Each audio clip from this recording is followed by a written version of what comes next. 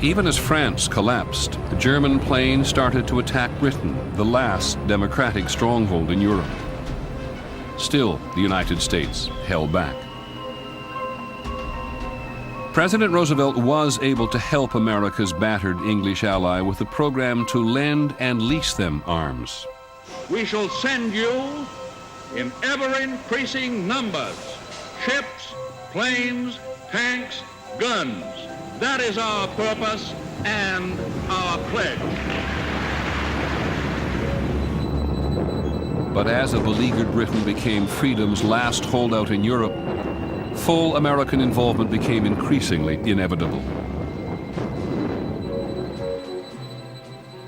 In December of 1940, the first peacetime draft in American history began. America's armed forces were in woeful shape.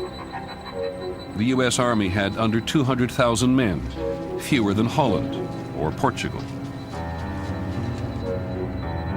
I remember even running around with sticks for rifles, and we used old tomato cans from the mess hall. They got Campbell's soup cans, and they'd put gravel in them, and they'd rattle, and then we'd throw them as far as we could throw them, and that's learning how to throw a grenade.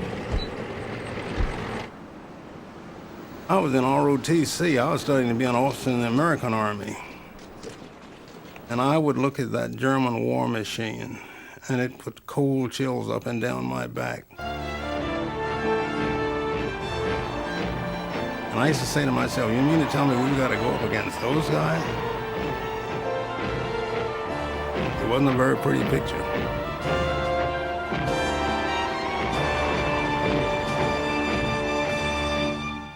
By 1941, history's deadliest conflict was underway, and the very survival of freedom in the world depended on the outcome.